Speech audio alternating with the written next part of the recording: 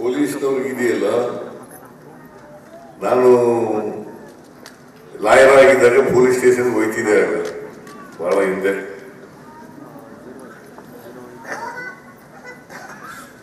ಎಂಬತ್ತು 89 80 81 ಹಿಂಗೆ ಹೋಗ್ತಾ ಇದ್ದೆ ಪೊಲೀಸ್ ಸ್ಟೇಷನ್. ನಾನು ಆಗ ನೋಡ್ತಾ ಇದ್ದೆ ಪೊಲೀಸ್ನವರ ಕಾರ್ಯವೈಖರಿಗಳನ್ನೆಲ್ಲ ನೋಡ್ತಾ ಇದ್ದೆ. ಒಳ್ಳೆ ಸಬ್ ಇನ್ಸ್ಪೆಕ್ಟರ್ ಬಂದ್ರೆ, ಒಳ್ಳೆ ಇನ್ಸ್ಪೆಕ್ಟರ್ ಬಂದ್ರೆ ಆ ಏರಿಯಾದಲ್ಲಿ ಅಪರಾಧಗಳು ಕಡಿಮೆ ಆಗ್ತವೆ.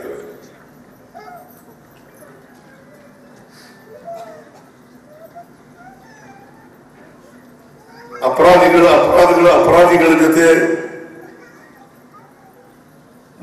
ಮಾಡ್ಕೊಳ್ಳಿ ಬಿಟ್ಬಿಡೋಣ ಅಂತಂದ್ರೆ ಅಪರಾಧಗಳು ಜಾಸ್ತಿ ಆಗ್ತವೆ. ಇಲ್ಲ ಅದನ್ನೆಲ್ಲ ಹತ್ತಿಕ್ಬೇಕು, ಮಟ್ಟ ಹಾಕ್ಬೇಕು ಅಂತ ಮನಸ್ಸು ಮಾಡಿದ್ರೆ ಅವೇ ದೊಡ್ಡ ಕೆಲಸ ಅಲ್ಲ. ಇದು ನನ್ನ ಅನುಭವದ ಮಾತುಗಳು.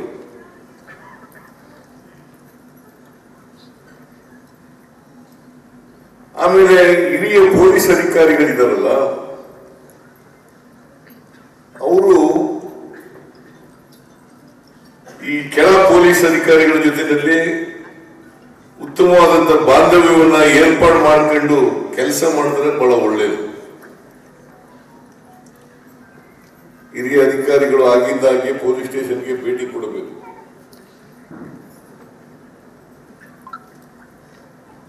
ಪೊಲೀಸ್ ಸ್ಟೇಷನ್ ಭೇಟಿ ಕೊಟ್ರೆ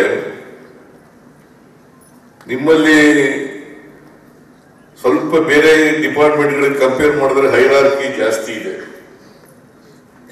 ಹೌದಾ?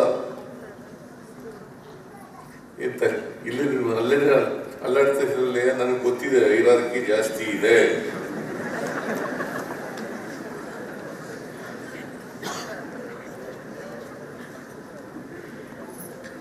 ಶಿಸ್ತು ಜಾಸ್ತಿ ಇದೆ. ನೀವು ಮನಸ್ಸು ಮಾಡ್ಬೇಕಷ್ಟೇ.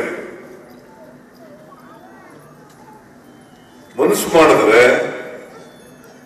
ಅಪರಾಧಗಳು ತಾನಾಗೇ ಕಡಿಮೆ ಆಗ್ಲಿಕ್ಕೆ ಸಾಧ್ಯ ಆಗ್ತದೆ. ಈಗ ಕರಾವಳಿ ಪ್ರದೇಶದಲ್ಲಿ ಹೊಸದಾಗಿ ಒಂದು ಎಂಥದ್ದು ಸ್ಪೆಷಲ್ ಆಕ್ಷನ್ ಫೋರ್ಸ್ ನಿರ್ಮಾಣ ಈಗ ರಚನೆ ಮಾಡಿದ್ದಾರೆ.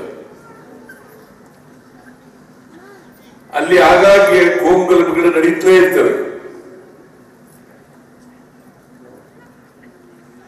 ಕೋಮುಗಲಭೆಗಳನ್ನ ನಡೆಸ್ತಕ್ಕಂಥದ್ದಿದೆಯಲ್ಲ, ಹತ್ತಿಕ್ಕತಕ್ಕಂಥದ್ದಿದೆಯಲ್ಲ, ಬಹಳ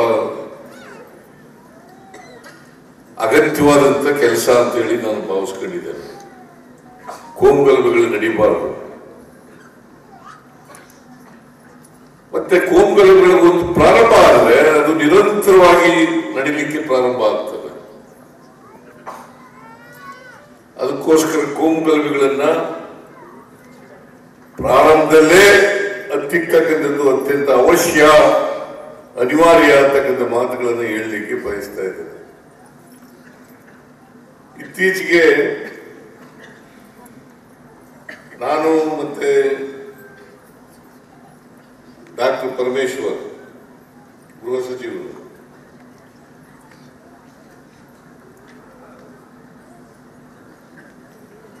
ಪೊಲೀಸ್ ದಿನ ಏನದು ಪೊಲೀಸ್ನವರು ಸಮ್ಮೇಳನ ಮಾಡೋದು, ಅಲ್ಲೂ ಕೂಡ ಪ್ರಸ್ತಾಪ ಮಾಡಿದೆ. ಕೆಲವು ಅಪರಾಧಗಳು ಕಡಿಮೆ ಆಗ್ತವೆ, ಕೆಲವು ಅಪರಾಧಗಳು ಹೆಚ್ಚಾಗ್ತಾ ಇದೆ. ಈಗ ಸೈಬರ್ ಕ್ರೈಮ್ ಅಂತ ಇದೆಯಲ್ಲ, ಅದು 23ಕ್ಕೆ ಕಂಪೇರ್ ಮಾಡಿದ್ರೆ 24ರಲ್ಲಿ ಹೆಚ್ಚಾಗಿದ್ದಾವೆ. ಬೇರೆ ಮರ್ಡರ್ಗಳಿರ್ಬೋದು, ಡಕಾಯಿತಿ ಇರ್ಬೋದು, ರಾಬರಿ ಇರ್ಬೋದು, ಅವೆಲ್ಲ ಕಡಿಮೆ ಆಗಿದ್ದಾವೆ. ಚೈನ್ ಸ್ನ್ಯಾಚಿಂಗ್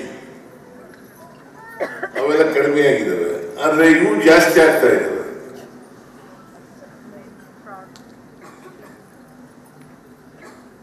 ಮಾರಕ ದ್ರವ್ಯ ವಸ್ತುಗಳು, ಅವುಗಳಿಂದ ಇವತ್ತು ನೋಡಿ ನಮ್ಮ ಯುವ ಪೀಳಿಗೆ ಇದೆಯಲ್ಲ, ಇವರು ಮುಂದಿನ ಪ್ರಜೆಗಳು ಅಂತ ನಾವು ಕರಿತೀವಿ, ಅವರೇ ಭವಿಷ್ಯ ಅಂತ ಹೇಳ್ತೀವಿ. ಅವ್ರು ಹಾಳಾದ್ರೆ ಭವಿಷ್ಯ ಹಾಳಾಗ್ತದೆ ಅಂತಕ್ಕಂಥದ್ದನ್ನ ಅರ್ಥ ಮಾಡ್ಕೋಬೇಕಾಗ್ತದೆ. ನೀವೆಲ್ಲ ಜವಾಬ್ದಾರಿ ಇರ್ತಕ್ಕಂಥ ನಾಗರಿಕರು, ಪೊಲೀಸ್ನವರು ಅಂದ್ರೆ ನಾಗರಿಕರೇ. ಅವರು ಪೊಲೀಸ್ ಅಂತ ಡ್ರೆಸ್ ಕೊಟ್ಟು ನಿಮಗೆ ಒಂದು ರೀತಿ ಬೇರೆ ರೀತಿ ಕಾಣೋ ರೀತಿ ಮಾಡಿದ್ದೀವಿ.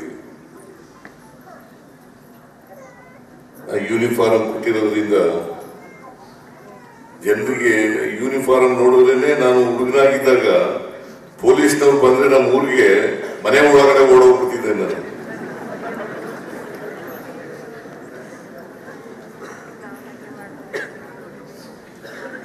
ಭಯನೂ ಇರಬೇಕು,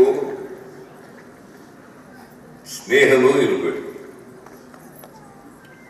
ಭಯ, ಪೊಲೀಸ್ನವ್ರ ಕಂಡ್ರೆ ಭಯ ಇರಬೇಕು.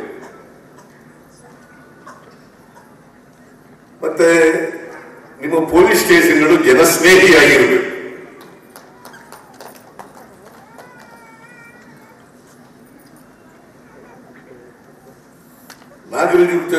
ನಾಗರಿಕರ ಜೊತೆ ನಿಮ್ಮ ಒಡನಾಟ ಇರಬೇಕು. ಅವರಿಂದ ಸಮಸ್ಯೆಗಳನ್ನು ಅರ್ಥ ಮಾಡ್ಕೊಳ್ತಕ್ಕಂಥ ಪ್ರಯತ್ನವನ್ನ ಮಾಡಬೇಕು. ಪರಿಹಾರಗಳನ್ನು ಕೂಡ ಮತ್ತೆ ನಿಮಗೆ ಹೊಳಿಲಿಕ್ಕೆ ಸಾಧ್ಯ ಆಗ್ತದೆ. ಅದಕ್ಕೋಸ್ಕರ ಈ ನಮ್ಮ ಪ್ರಯತ್ನ ಇದೆಯಲ್ಲ, ಸರ್ಕಾರದ ಪ್ರಯತ್ನ, ಈ ಮಾದಕ ವಸ್ತುಗಳು ಯುವಕರು ಅದನ್ನ ಸೇವನೆ ಮಾಡಿ ಹಾಳಾಗ್ತಾ ಇದ್ದಾವೆ ಅಂತಕ್ಕಂಥದ್ದನ್ನ ಕಡಿಮೆ ಮಾಡಬೇಕು. ಅದಕ್ಕೆ ಸಂಪೂರ್ಣ ನಿರ್ನಾಮ ಮಾಡಬೇಕು. ಮತ್ತೆ ಸೈಬರ್ ಕ್ರೈಮ್ಗಳನ್ನ ಕಡಿಮೆ ಮಾಡತಕ್ಕಂಥ ಪ್ರಯತ್ನವನ್ನ ಮಾಡಬೇಕು. ನಾನು ಹೇಳಿದ್ದೀನಿ ಗೃಹ ಸಚಿವರಿಗೆ, ಪೊಲೀಸ್ನವ್ರಿಗೆ ಇದೆಯಲ್ಲ, ನಾನು ಲಾಯರ್ ಆಗಿದ್ದಾಗ ಪೊಲೀಸ್ ಸ್ಟೇಷನ್ ಹೋಯ್ತಿದ್ದೆ, ಆಗ ಬಹಳ ಹಿಂದೆ.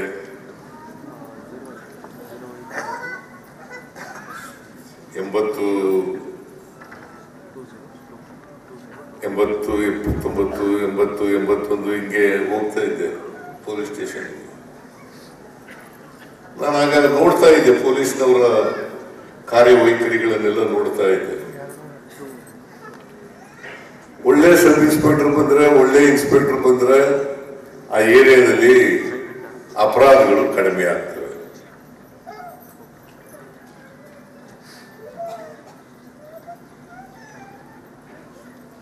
ಅಪರಾಧಿಗಳ ಜೊತೆ ಮಾಡ್ಕೊಂಡು ಬಿಟ್ಬಿಡೋಣ ಅಂತಂದ್ರೆ ಅಪರಾಧಗಳು ಜಾಸ್ತಿ ಆಗ್ತವೆ. ಇಲ್ಲ ಅದನ್ನೆಲ್ಲ ಹತ್ತಿಕ್ಬೇಕು, ಮಟ್ಟ ಹಾಕ್ಬೇಕು ಅಂತ ಮನಸ್ಸು ಮಾಡಿದ್ರೆ ಅವೇ ದೊಡ್ಡ ಕೆಲಸ ಅಲ್ಲ. ಇದು ನನ್ನ ಅನುಭವದ ಮಾತುಗಳು.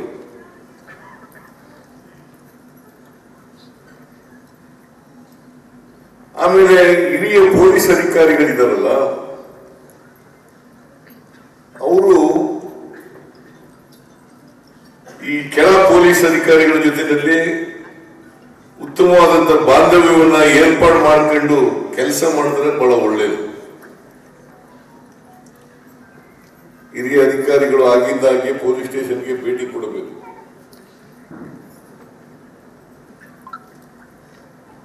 ಪೊಲೀಸ್ ಸ್ಟೇಷನ್ ಭೇಟಿ ಕೊಟ್ರೆ ನಿಮ್ಮಲ್ಲಿ ಸ್ವಲ್ಪ ಬೇರೆ ಡಿಪಾರ್ಟ್ಮೆಂಟ್ಗಳಿಗೆ ಕಂಪೇರ್ ಮಾಡಿದ್ರೆ ಹೈರಾರ್ಕಿ ಜಾಸ್ತಿ ಇದೆ, ಹೌದಾ? ಎಂತ ಇಲ್ಲಿ ಅಲ್ಲೇ ಅಲ್ಲಾಡ್ತಿದ್ರಲ್ಲಿ ನನಗೆ ಗೊತ್ತಿದೆ, ಹೈರಾರ್ಕಿ ಜಾಸ್ತಿ ಇದೆ.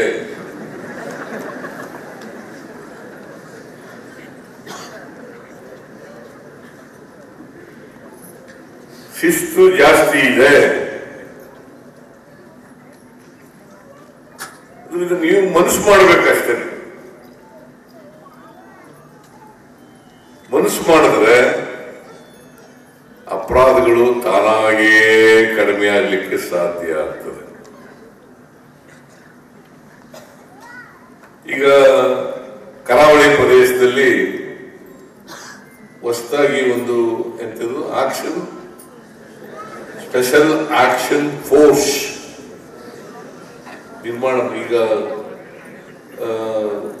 ರಚನೆ ಮಾಡಿದ್ದಾರೆ. ಅಲ್ಲಿ ಆಗಾಗ್ಗೆ ಕೋಮು ಗಲಭೆಗಳು ನಡೀತಲೇ ಇರ್ತವೆ. ಕೋಮು ಗಲಭೆಗಳನ್ನ ನಡೆಸ್ತಕ್ಕಂಥದ್ದಿದೆಯಲ್ಲ, ಹತ್ತಿಕ್ಕತಕ್ಕಂಥದ್ದಿದೆಯಲ್ಲ, ಬಹಳ ಅಗತ್ಯವಾದಂತ ಕೆಲಸ ಅಂತ ಹೇಳಿ ನಾನು ಭಾವಿಸ್ಕೊಂಡಿದ್ದೇನೆ. ಕೋಮು ಗಲಭೆಗಳು ನಡೀಬಾರದು. ಮತ್ತೆ ಕೋಮು ಗಲಭೆಗಳ ಒಂದು ಪ್ರಾರಂಭ ಆದರೆ ಅದು ನಿರಂತರವಾಗಿ ನಡೀಲಿಕ್ಕೆ ಪ್ರಾರಂಭ ಆಗ್ತದೆ. ಅದಕ್ಕೋಸ್ಕರ ಕೋಮು ಗಲಭೆಗಳನ್ನ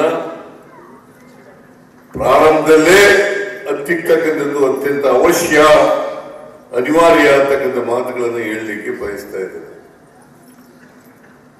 ಇತ್ತೀಚೆಗೆ ನಾನು ಮತ್ತೆ ಡಾಕ್ಟರ್ ಪರಮೇಶ್ವರ್ ಗೃಹ ಸಚಿವರು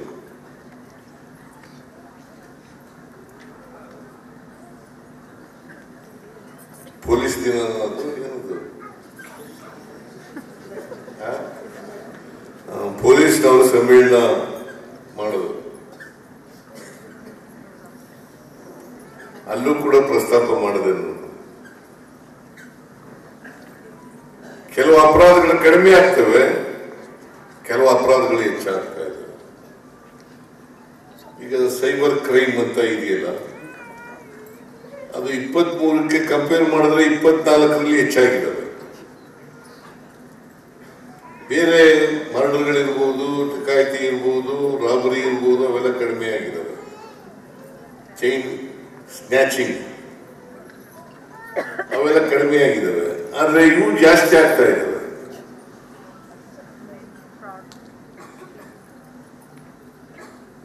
ಮಾರಕ ದ್ರವ್ಯ ವಸ್ತುಗಳು, ಅವುಗಳಿಂದ ಇವತ್ತು ನೋಡಿ ನಮ್ಮ ಯುವ ಪೀಳಿಗೆ ಇದೆಯಲ್ಲ, ಇವರು ಮುಂದಿನ ಪ್ರಜೆಗಳು ಅಂತ ನಾವು ಕರಿತೀವಿ, ಅವರೇ ಭವಿಷ್ಯ ಅಂತ ಹೇಳ್ತೀವಿ. ಅವ್ರು ಹಾಳಾದ್ರೆ ಭವಿಷ್ಯ ಹಾಳಾಗ್ತದೆ ಅಂತಕ್ಕಂಥದ್ದನ್ನ ಅರ್ಥ ಮಾಡ್ಕೋಬೇಕಾಗ್ತದೆ. ನೀವೆಲ್ಲ ಜವಾಬ್ದಾರಿ ಇರ್ತಕ್ಕಂಥ ನಾಗರಿಕರು, ಪೊಲೀಸ್ನವರು ಅಂದ್ರೆ ನಾಗರಿಕರೇ. ಅವರು ಪೊಲೀಸ್ ಅಂತ ಡ್ರೆಸ್ ಕೊಟ್ಟು ನಿಮಗೆ ಒಂದು ರೀತಿ ಬೇರೆ ರೀತಿ ಕಾಣೋ ರೀತಿ ಮಾಡಿದ್ದೀವಿ. ಆ ಯೂನಿಫಾರ್ಮ್ ಕೊಟ್ಟಿರೋದ್ರಿಂದ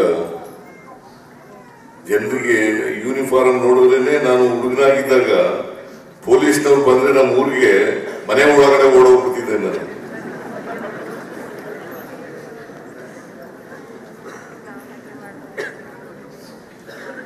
ಭಯನೂ ಇರಬೇಕು, ಸ್ನೇಹನೂ ಇರಬೇಕು. ಭಯ, ಪೊಲೀಸ್ನವ್ರ ಕಂಡ್ರೆ ಭಯ ಇರಬೇಕು. ಮತ್ತೆ ನಿಮ್ಮ ಪೊಲೀಸ್ ಸ್ಟೇಷನ್ಗಳು ಜನಸ್ನೇಹಿಯಾಗಿರ್ಬೇಕು.